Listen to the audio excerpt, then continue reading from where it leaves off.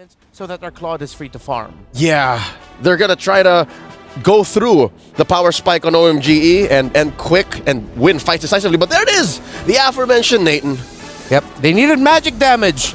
So, the scaling for Omega Empress, they have a chance to scale surprisingly at early to mid, but it's not as easy compared to what GGHG can do with their early rotation. GGHG basically confirms fights. Yeah. They can win decisively, especially with the amount of CC. There better be a couple of purifies. I'm expecting that much from Omega Empress.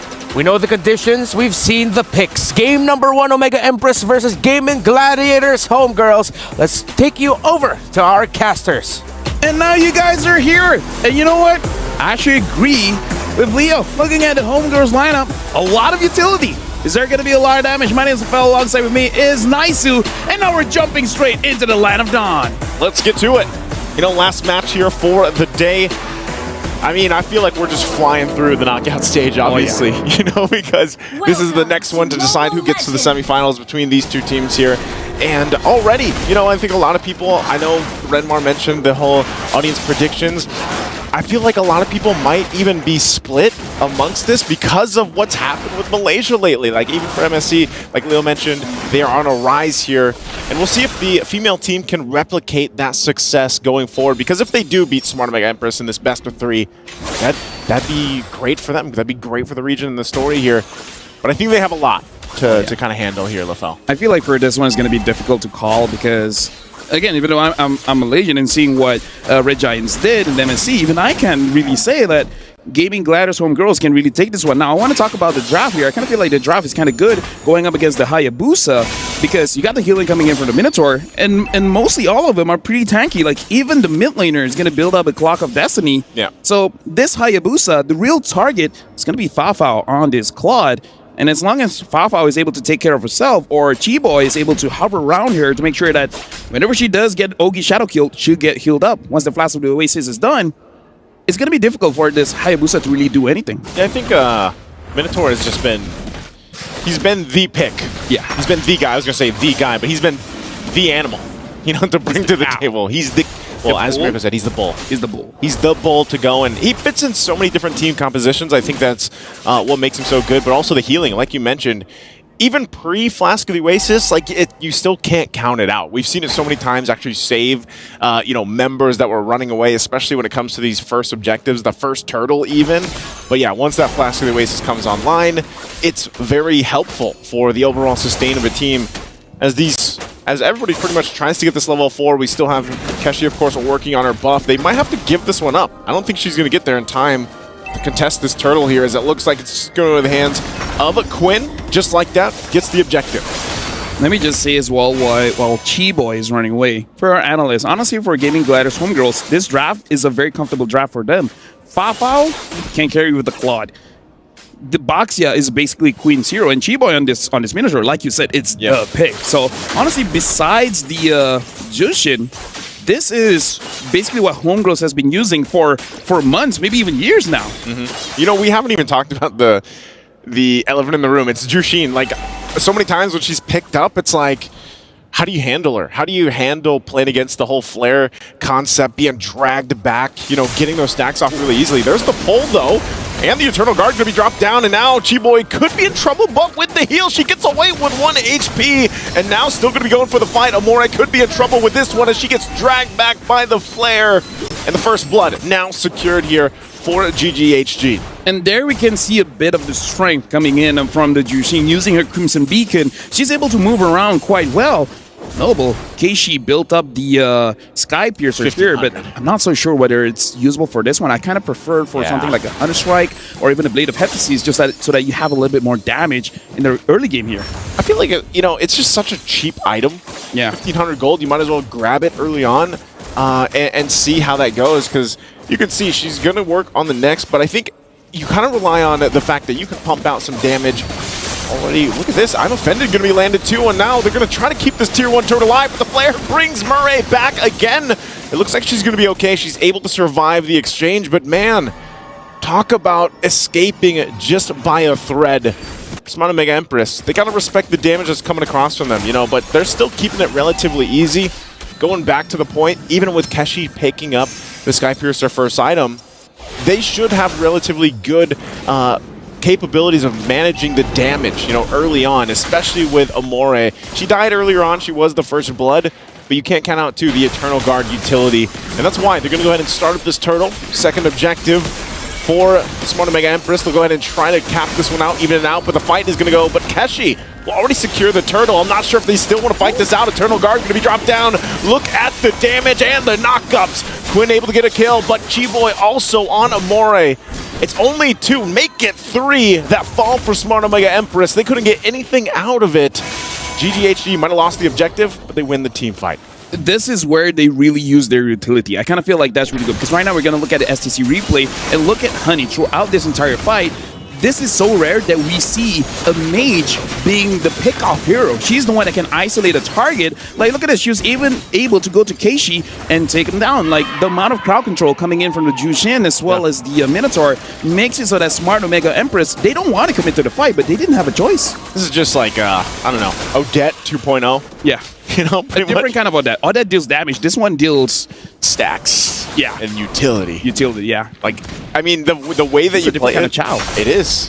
And the fact that you can even flicker forward and then, get those stacks faster and then drag them in, because you can drag multiple targets. Multiple targets, yeah. As long as they're in that little radius of the flare. And also Flask of the Oasis was just picked up by Chiboy here, so she's got that now. A little more extra sustain that we talked about leading into this. You can see, I mean, the good kind of gold lead that they built up, all just based in the last couple seconds or last couple minutes. Gotta say as well, despite having a Hayabusa, honestly, Fafao has been having an amazing time in the lead. I wouldn't necessarily say it's a gold lane experience because I kind of feel like she didn't really have the time of her life, but still, not yet. Good. Not yet, no. She's getting there, But turret is going to go down. First one there for Smart Omega Empress to get. There's the drag with the flare. This is what we're talking about. Not Ayanami could be in trouble. She pops the Vengeance, though, returning a lot of that damage back. She's trying to escape. She's going to get dragged again. What do you do against that? Time and time again. And now bring it to the mid lane. Not sure if they're still going to re-engage this, but yes, you're seeing this, the power of the Jushin pick. It makes it so that you don't have a choice. Where do you go? That makes it unfair. It's like, legit, I don't want to. No, Mom, no. No more. No. I want to pause the game. No, you can't come here. It's like, yeah, it's unfair. It's one of those catching mechanisms where it's like, for example, catching heroes, they can do it once every, say, 20 seconds. This is like, what, 3-5 seconds? Okay, pull back then. Okay, pull back then. Pull back then. There's probably going to be a change on that. There's got to be. It's probably going to be a nerf. Yeah, maybe a little bit longer until you can activate it again. I'm not sure because it's just... more mana usage. That might help. Yeah. That might help. Because, I mean, how many times have we seen whatever team does have to play against the Jushin, them trying to escape from it? I mean, looking at the items, hold on. The fight, though, for this purple buff territory, GGHG could have forced them back. Smart Omega Empress on the retreat a little bit, already using that Eternal Guard as well. She's even going to throw the Eternal Guard around, but they're low enough. They have to back off Chiboy with the heals for the motivational roar, and that's going to be it there. So again, as we were saying, the power of that pick is showing here. The thing is, I feel like the Hayabusa can deal with it. It's just the Minotaur. The minute, like, having this this Jushin alone, you have answers for it. Maybe something like a Yuzong, a Ling, a Hayabusa. But when you have this roamer that is pretty tanky and give sustain towards the mid lane, and then eventually Honey will build up more defense. So, yeah, this just feels like a double roam setup, honestly. What is the answer for the Jushin?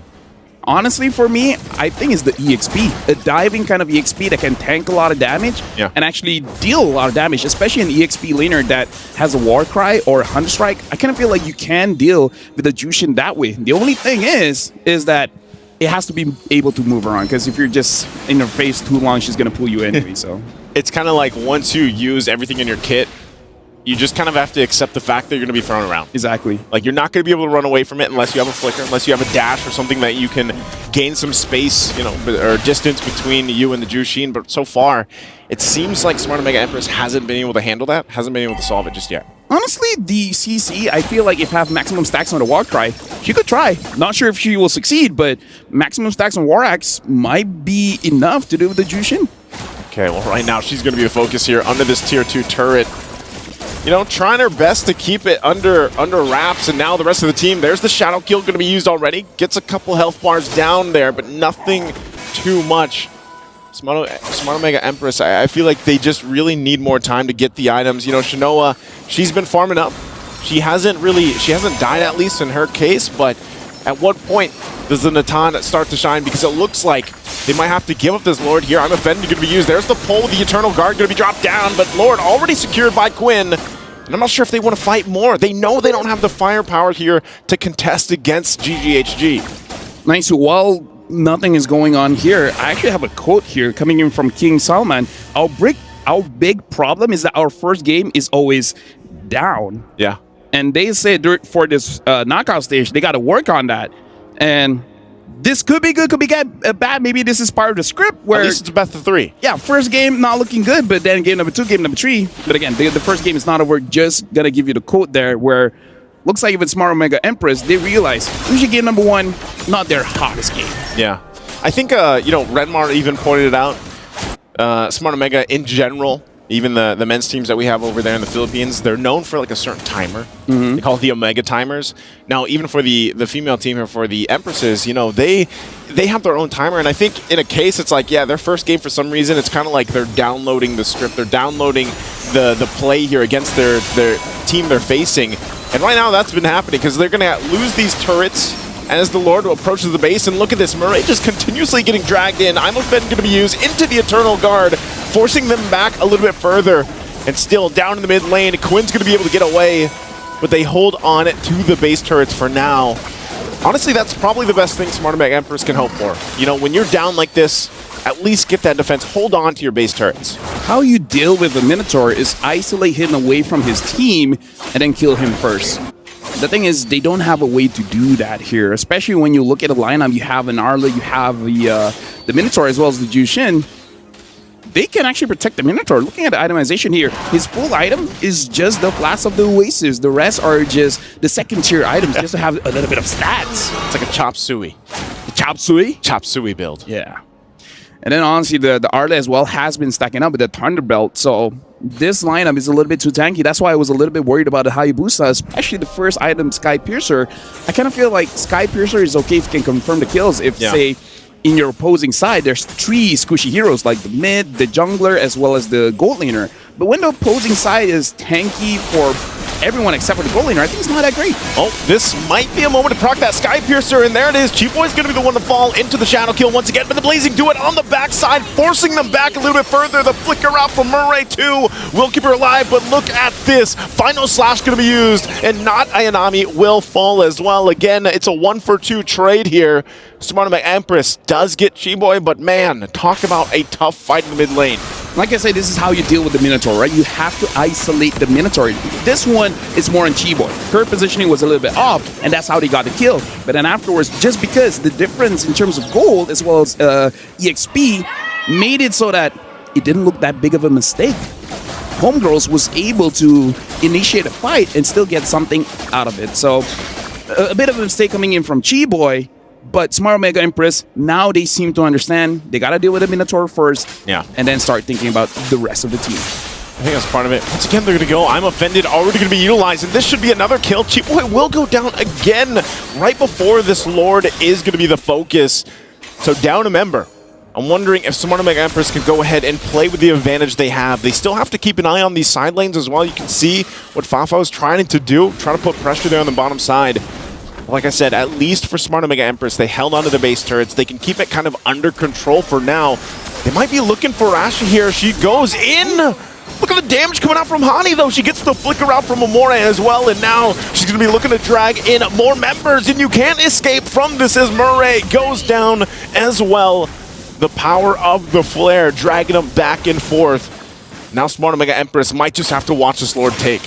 Oh, I'm pretty... Oh, hold on. Keishi wants to go in. Keishi wants to make a play, but they're too tanky. It's not going to happen here. It looks like the Lord is going over to Gaming Gladiators Homegirls. This Justin is not going to see game number 2 or game number 3. I don't think so. And maybe that's what it takes. You know, maybe that at that point, you let it slip through game 1. But I don't know, man. Like, at this point, you've seen it so many times. have so much success throughout MWI alone. We didn't get a glimpse of her, at all during MSC because she couldn't be played. But here for MWI, it's been a nuisance for any team to go against it, because even when you have a good initiation, you set things up, once she joins the fight, someone is going to kind of have to be that sacrifice. Someone is going to have to be the one to get dragged around and stay back and just pretty much die, because at that point, how do you escape it? Even a Winter Crown here picked up for Quinn. And now this is a big play. This is a big moment for Smart Omega Empress. Can they stay in the game here? The Lord making its way down the bottom, nearly 15 minutes in. We'll see how they play this out. Yeah, honestly, this Jushin can force out mistakes, but Mireille probably could do something with the Unoffended. Maybe could force an initiation coming in from Gaming Gladiators and make them make a mistake. Queen right now taking a little bit of damage coming in from Not Ayami, as well as the Lord comes in, but they're focusing on mid. Okay. Turret's going to go down finally. Mid as well. Still the top's up there. Blazing Duet going to be used, and then the Winter's Crown. Keshi couldn't get the shadow kill off that she was looking for as Amore falls, and Lord's still up here. Murray's going to be next, and she can't escape Ash. And now it's just a few members left of Smart Omega Empress. They want to fight back. Keshi waiting for the shadow kill to be back online, but she's going to find Ashton now looking for Quinn as she picks up the kill there. So far, so good. It's a double for Keshi.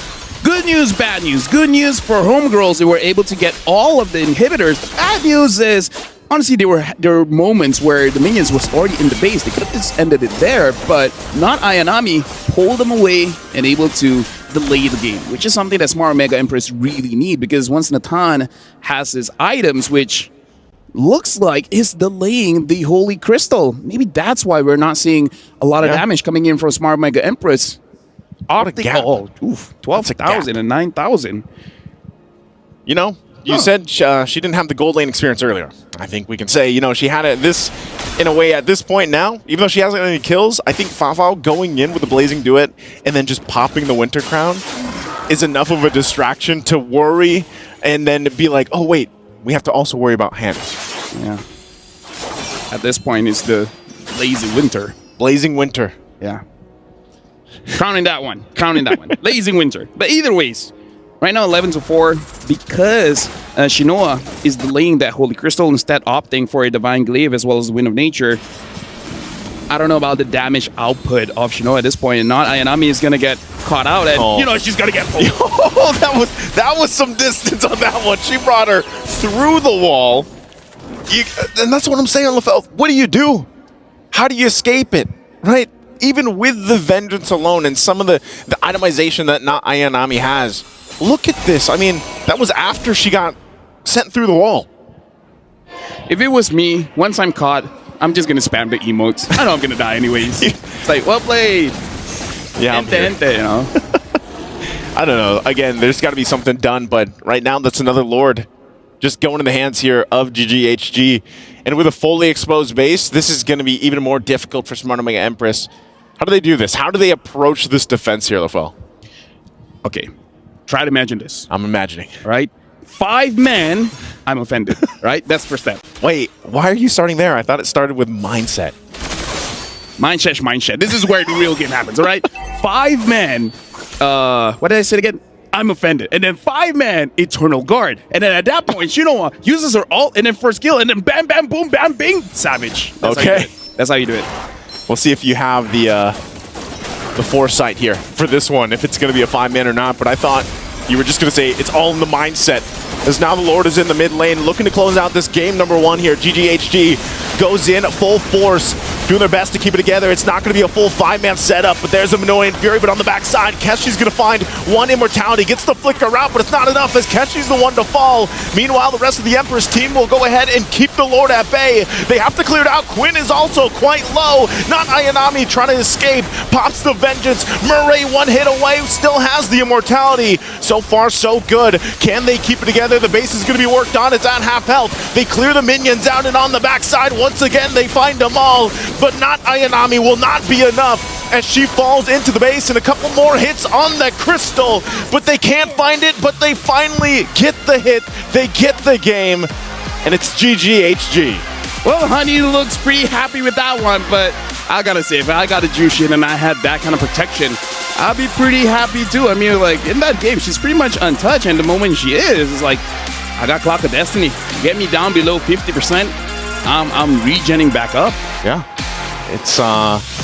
It was a good, valiant effort, I would say, to go ahead and defend at that point. Almost the 20-minute mark. You know, almost 19 minutes in for that one. But it just, again, 6-0-9 for Hanny. There was no answer for this Jushin. The answer is going to be next game, just ban her out. Either ban her out or maybe draft to take it. I don't know. Honestly, in this game, I feel like Smart Omega Empress kind of lost the draft. The first pick Hayabusa was heavily countered, man. Like the Baxia, the Arlet, as well as the Minotaur. I don't know. We're going to pass it to our experts. What do you guys think? Well, I agree with you there, Lafel, and actually we agree with you that pickup here by Omega Empress, picking up the Hayabusa early on, sort of in a way drafting themselves into a corner. They were lacking, and it was a little bit easier for the side of Gaming Gladiators Homegirls to make their lineup work. It feels like I'm saying the same kind of script or narrative that we had earlier with the matchup of C9, but it is what it is. This is sort of like a mix of old and new. Yeah, you have a jungle, tank jungle, but you have a very aggressive mid-rotation with the Mino, with the Jushin, and they took control from there, which meant that, as we all mentioned, Fafao will be able to carry with that cloth, and she did. Woo! More than just Fafao, I think, I hate to be the one that says, I told you so, but I told you so. The Jushin is such an impactful and significant pick. Like, besides Fafao carrying, right? All the roses and flowers for the Claude. I think the Jushin almost single-handedly, starting as soon as she got the choke slam, as soon as she got the soul flare, she was demanding attention and just the same claiming space like nobody's business.